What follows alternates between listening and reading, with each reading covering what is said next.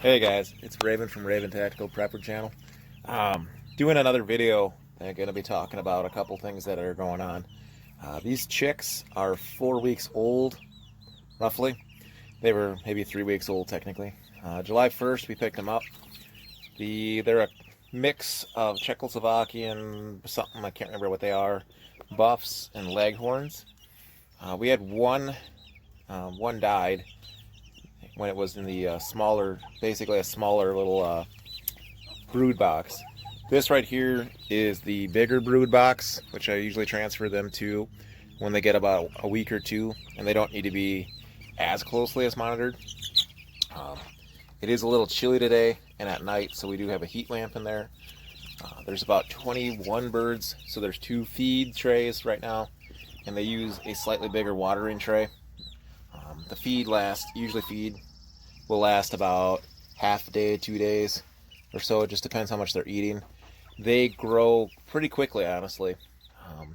To give you an example, these chickens are about 3 weeks to a month, and that's a buff, and that buff right there is about 3 to 4 months old. So I mean, you can see how fast they grow. As far as chickens go, we use this style water, which, as you can see, when the chicken pushes down, the water fills up. And it's easy to see too. You can actually see the level from outside, so you know when it's running low. We also run year-round because we have so many birds now. I run the heated one. It's just, I don't have the heater on. So you have a base plate and you have this metal container. It's double-walled so that during winter it doesn't freeze. For feeding, we run a single feed drop tray like this. Real easy to load. You put the feed in the top. We're also running the secondary feeding system. Some modifications will have to be done to this so they don't dump it out. As far as your chicks go, chicks need chick feed. So I put the chick feed in the standard feed right here. Nothing too crazy. One bag for 22 chickens should last you probably a month or two, maybe a little more. Depends how much they're eating. The latest addition too I put in here because of we had the problems was a pulley system for a sliding door, and I can't operate it from inside, but I can operate it from the outside. So what it does, it cuts the coop off from the house, or coop off from the run, and the chicks are separated from the big birds so they don't get beat up or bullied, and it's been pretty neat. Honestly, it's been pretty cool. I know Sarge wanted to do a video of compilation of kind of going through it, so hopefully he makes a part 2 or an addition to this. The chicks, I would say you're looking at about $75 worth of birds, about $10-15 in feed. Miscellaneous supplies, you're probably looking at about $20 for the watering and the feed containers. So I mean, yeah, your initial investment's going to be a little kind of off the bat, but you can continue reusing them. Just put it in a nice spot where you're not going to lose it. One thing with these lights, buy them either in bulk because they do break, they do get kicked, they get dropped. Chickens will peck at them at some points and they shatter the bulb. It's just kind of one of those things you pick up or learn later on.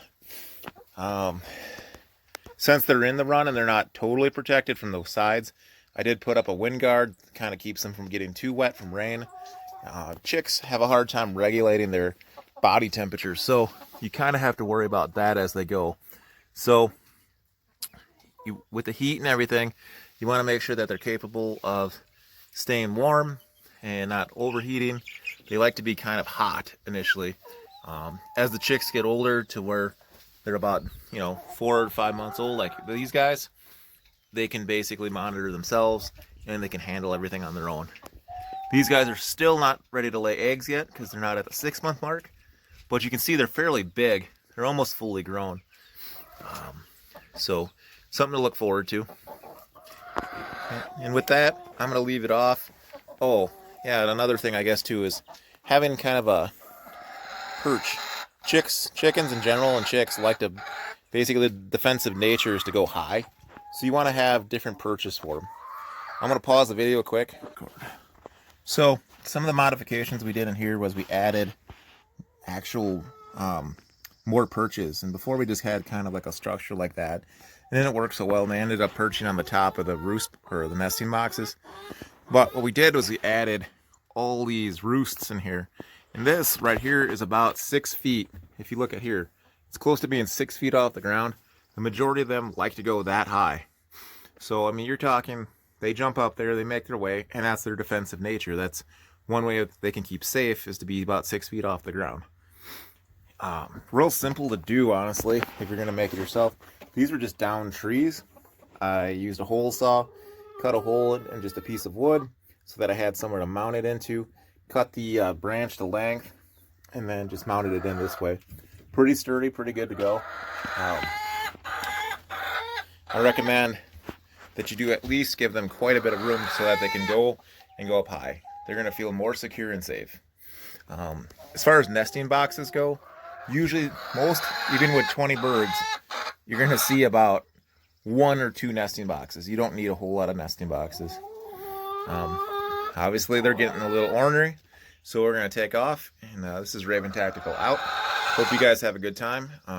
Hopefully Sarge can get his 2 cents in there and make a part 2 of this. Have a good day.